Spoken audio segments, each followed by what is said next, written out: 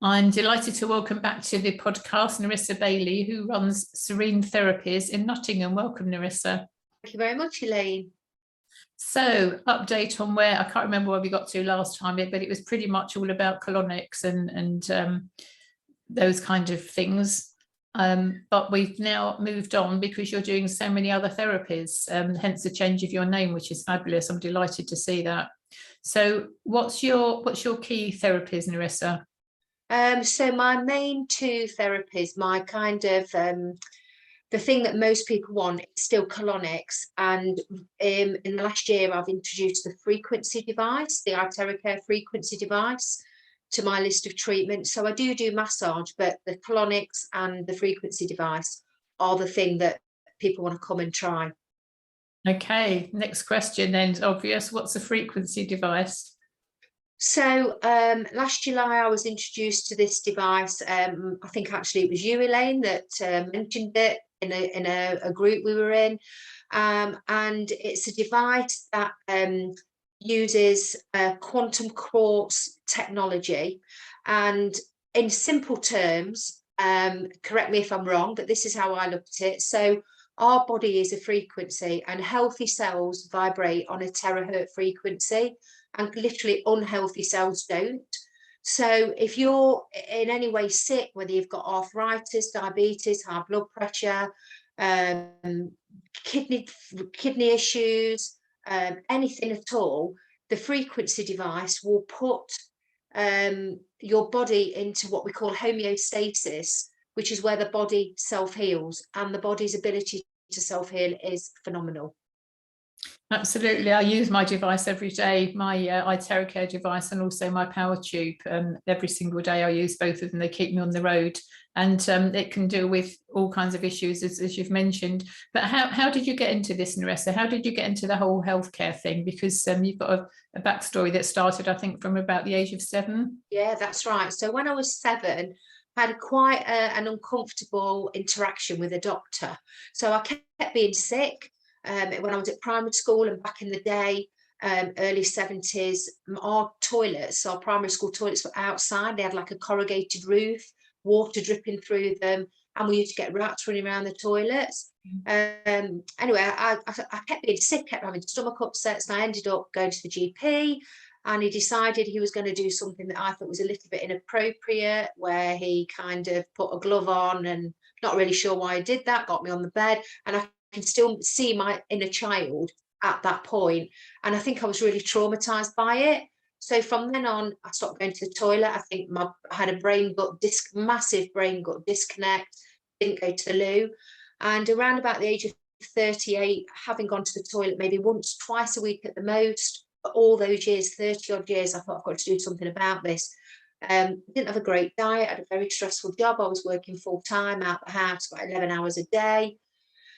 And I was putting weight on, wasn't very healthy. And I thought, I knew someone who did colonics. I thought I'd go and have a colonic. And I thought, no, I'm not going to do that. I'm not going to do it. And then by the time I was 42, I thought something's got to give here. I'm sluggish, low mood, lack of energy, poor sleep, poor diet.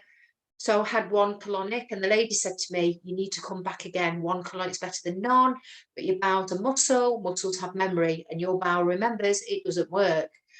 And I thought, I'm not doing that again. So I left it for 6 months, and I thought I need to go again. So I went back again, and she said, look, come and have 3 quite close together, and it will start to undo the muscle memory. I thought, no, I'm not doing that. So I gave it a year, and then I went back and had 3, and those 3 were an absolute game changer for me. So 1 a week for 3 weeks, and I started going to the toilet about 4 times a week. And then I decided, right, I'm going to do my training, and I started training in 2013, I think, qualified in 2015, and I've been doing it ever since. And I have to add that my digestive system is amazing. So I only have structured water, I don't have caffeine, I have an organic diet, I'm mainly vegetarian, I can't tolerate lactose, I have a bit of goat cheese, but it's all organic food, and I cook from fresh, and that again is an absolute game changer. Food actually tastes like it did when I was a child. It's wonderful, isn't it? When you eat organically, you can tell the difference. And for listeners who are saying, oh, it's too expensive, I can't afford organic. Even if you can't afford organic, if you get yourself a ozone generator, that will clean a lot of the pesticides off. It won't fix it altogether, but also another way you can clean is by using apple cider vinegar and water, and then leaving your produce in a bowl to fix. But organic food isn't that much more expensive in the whole scheme of things, but just eat less, because we will overeat, don't we, Narissa? Yeah, absolutely. And I think the thing with organic food, yes, it's more expensive than going to the supermarket, but our weekly shopping bill is less because we eat everything because it's fresh and we don't want it to go off. When you go to the supermarket and you buy packets of stuff, you end up going to the back of the fridge after a week, it's gone out of date, you took it away. Whereas when it's all, I plan what I'm going to eat, so, and I buy accordingly. So it's not really, I don't think it's any more expensive. Yeah, I agree. Well, I've gone to the realms of growing my own now, and it's so rewarding. Hey. Nip in the garden and pick out. I get quite emotional because I've never grown a thing in my life, and now here I am. I wouldn't say I'm totally self-sufficient, but I've got core things in the garden, and I have a big garden, and I'm growing in pots. So it's not difficult, it's not rocket science, but like you say, going back to Nan and Granddad's day, I used to visit my Nan on a Saturday morning. Granddad would grow everything on the allotments, and Nan obviously would bottle and preserve and cook and all the rest of it. So I was brought up like you, with everything from scratch, and also toilets outside at school with, I don't remember rats, but we didn't have a very nice situation. The old Isle toilet paper. Oh, God, yeah. It was horrible, horrible.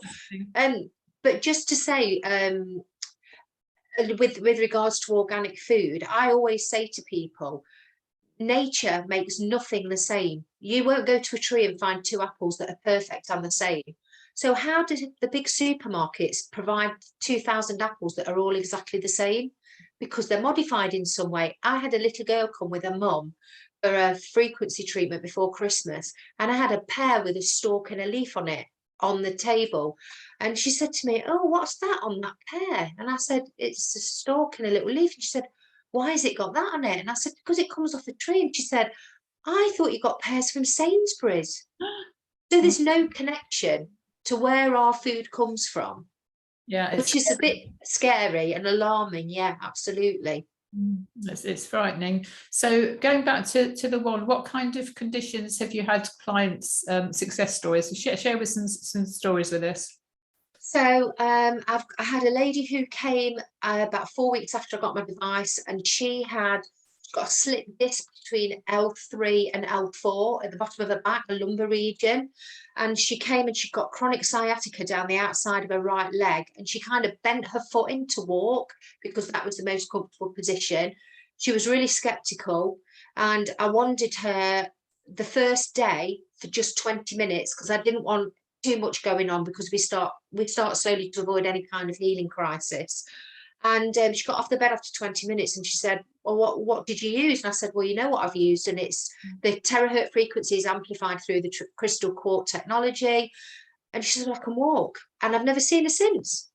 So that I've got a lady who is she does a lot of laser hair removal, so she's bent over a lot. She's got sciatica in her left buttock and down the outside of her left leg. And I just wand her for about half an hour once a month, and it keeps her pain at bay. I've had chronic eczema at the back of my ears, and it was shocking. I'm not sure why, but that came up really bad in November. So I wanded myself for 2 months, and it was 90% gone. And I've tried everything. My partner was told he'd got sepsis in his leg. So he's got a problem with his varicose vein. He had an accident some years ago where his motorbike fell on his ankle. He broke his ankle, but it cut into the calf muscle, and there's a vein that sticks out onto the calf muscle, but it swells up and it's all scabby and horrible. And he was told he got sepsis, and they told him he'd got cellulitis. I don't think they really know what it is. Anyway, he wants it every day and he hasn't got it anymore.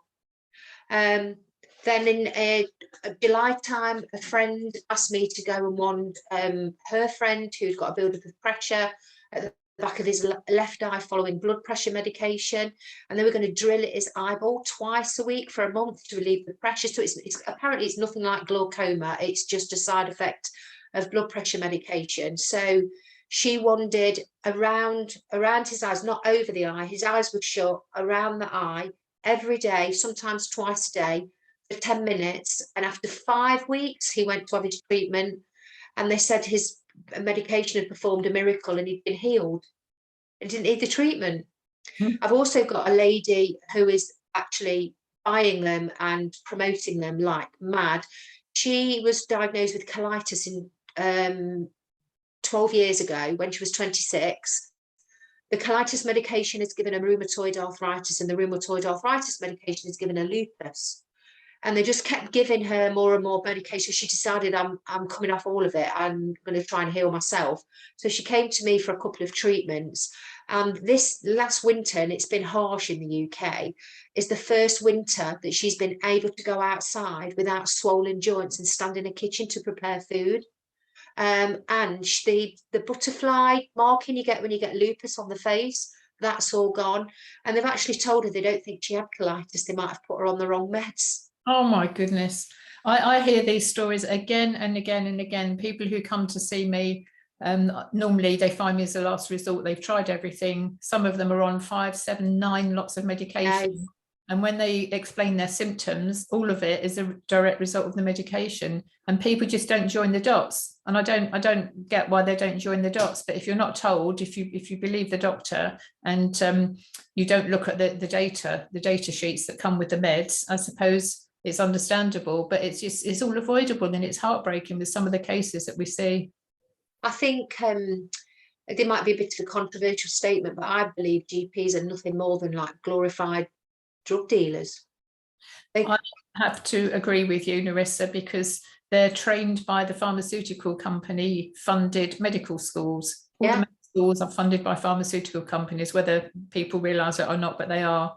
And it's just so wrong on every level. And when you think that the natural medications, the natural things that we have from nature, and the quartz healing and all that sort of stuff, that's all nature. Using modern technology to deliver nature, for want of a better description. And that's been around for thousands and thousands of years, and it's all been hidden from us. Absolutely. We've been lied to, I think, quite a lot. We have every level for hundreds and hundreds of years. It's not just suddenly. All the lies have been there forever, but we've not been able to see them because we've not had the internet, we've not had the social media, we've not had all interaction, which is why, of course, there's so much censorship going out. Absolutely. They don't want us to talk about this stuff. And you probably know that there's lots of families, my own included, who've split because of the controversial views that we have.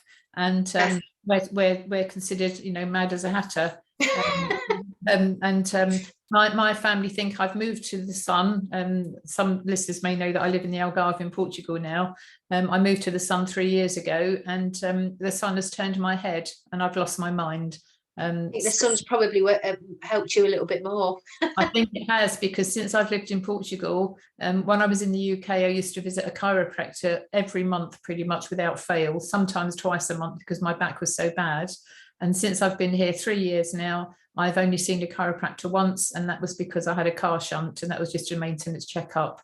So the Mediterranean diet, the sunshine, the good living, the low stress, no stress really, is fabulous. Highly, highly recommend it. So going back to your practice, your Serene Therapies in Nottingham, we've talked about the iTeracare device. The other main thing that you spoke about, and you've been doing for quite a few years, is colonics. So explain to people what is a colonic and what are the benefits. Okay, so colonic hydrotherapy is a process that's a therapy that's been used for hundreds and hundreds of years. It's apparently it goes back to Egyptian times, Greek times, ancient Greek times, and it's been used for years and years. Basically, what it entails is a very small speculum that gets inserted into the rectum. It's a bit strange, but it's not painful, but it's definitely a little bit strange. Obviously, the more relaxed you are, the better the results are going to be. But if you were a little bit nervous when you had your first one, you wouldn't be normal. So that's quite normal. And I only start the therapy when the client's ready. It's not just about me, it's about when the client's ready. And I use body temperature water that gently flows in and out the bottom of the large intestine. We start off on your side, and then after 5 minutes, you roll onto your back, which is where the main treatment takes place. I do some abdominal massage, and I do what's called, so when the water's constantly flowing in and out the bottom of the large intestine, it's hydrating like the bottom sort of 10 inches, but the large intestine is 5 feet long, so we want the water to go as far around as possible. So during the course of the treatment, I'll encourage the water to get as far around as possible, and it's called a fill. But the client controls it. So as soon as they feel it, they tell me to stop. And basically what happens is we can hang on to toxins in our bowel for years and years, and I'm talking over 10 years. It's suggested that we can hang on to over 10 pounds of waste, toxic waste in our body, even with 2 bowel movements a day. And I've now had 61 colonics. I've done 4 liver cleanses this year, and I go to the toilet like I've never been before. So my first liver cleanse, I went 31 times in 34 hours. And I was like, where is all this coming from? So because the environment is toxic, because our gut is very toxic, it's also very acidic, and disease loves an acidic environment. If your body environment is alkaline, then you're not going to get poorly. So people say, can you get addicted to it? I don't think you can get addicted to it. You can get addicted to how you feel afterwards, because it generally makes you feel lighter, brighter, cleaner, and more energized. And one treatment is better than no treatment, but obviously the more you have, the better the bowel's going to work, the more hydrated it's going to be. And I find a lot of people, I even have clients who don't drink water. I say, I just have 8 cups of tea a day and Red Bull. And I just think, so you're not hydrated at all. So I always say to people, there is a ratio. Whenever you go to your GP, they'll say 2 litres of water. You must be drinking 2 litres of water. Well, my daughter's 8 stone and I'm 10 and a half. Well, why do we need the same amount? My partner's 6'4". Why do we need the same amount?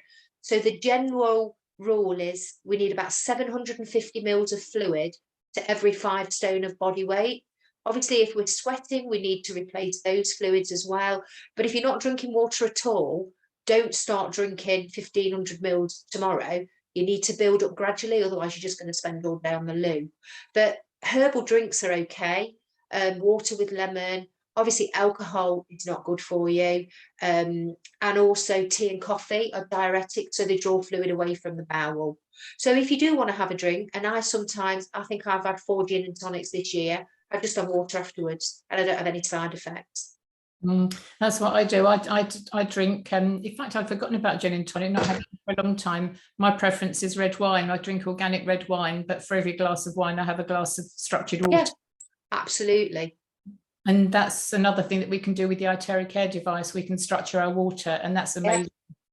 Yeah. I use mine as a hairdryer. And structures my water, and I know zap my body with it as well. I don't know about you with the iTeracare device, but my hair grows so quickly now. It's so fine, but it just grows, so it drives me mad. I do use the iTeracare device as a hairdryer, and it's supposed to generate hair growth and restore the natural pigment of your hair as well. Oh, I hadn't thought about that. Actually, I do my own hair. I cut my own hair. I have done for 20-something years. Wow, do a good job. Now, thank you. Now, come to think of it, I am nibbling at it a bit more often.